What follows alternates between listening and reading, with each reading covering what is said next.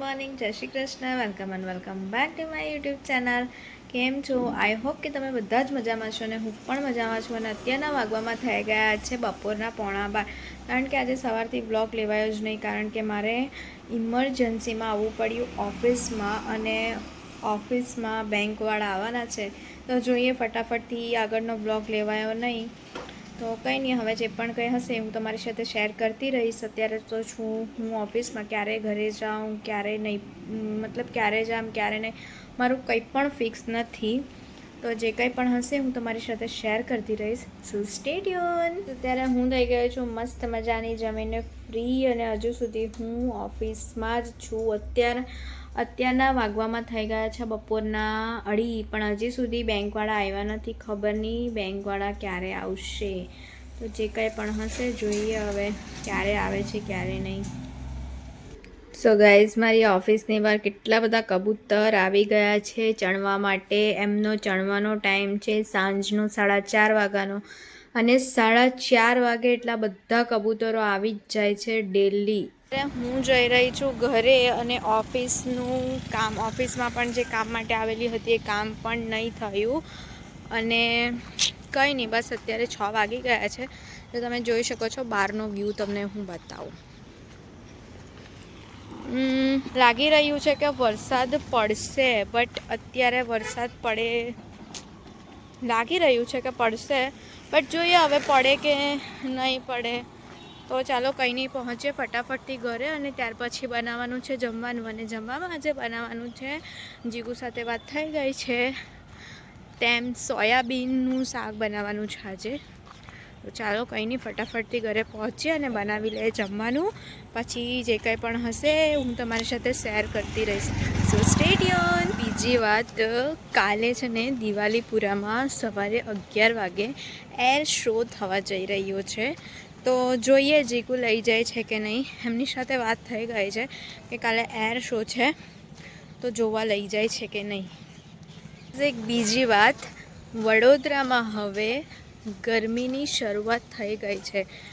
લગભગ કાલથી ગરમી થોડી લાગવા માંડી. તો હવે રાત્રે પંખા ચાલુ થઈ ગયા છે, અને આજે પણ ફેન ઓન હતો. એટલે હવે ધીમે ધીમે ગરમી લાગવા માંડી છે. તમારા અહીંયા કેવી ગરમી છે એ તમે બધા મને કમેન્ટ કરીને જણાવજો. સો સ્ટે ટ્યુન. ફાઇનલી હું પહોંચી ગઈ છું બિલ્ડિંગની પાછળની સાઈડ પર. હવે થોડીક જ વારમાં હું પહોંચી જઈશ ઘરે. અત્યારે હું થઈ ગઈ છું ફ્રેશ થઈને ફ્રી, અને બસ હવે અમે થોડીક જ વારમાં જમી લઈશું. અને જોઈએ આગળ બહાર ફરવા જવાનો મૂડ હશે તો જઈશું. બિકોઝ આજે જીગુ આવ્યા છે ઘરે 7 વાગે, અને થાકેલા છે. તો જોઈએ બહાર જઈએ છે કે નથી જતા. સો સ્ટે ટ્યુન. ગાઈઝીસ, હાય ગાઈઝીસ એમ કહી દે. આમ કરવાનું, હાય ગાઈઝીસ.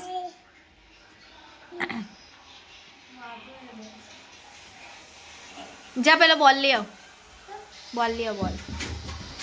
બોલ 1 2 3.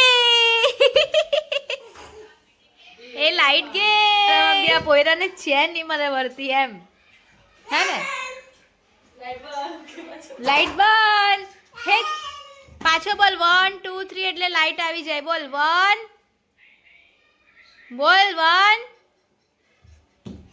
બોલ ની.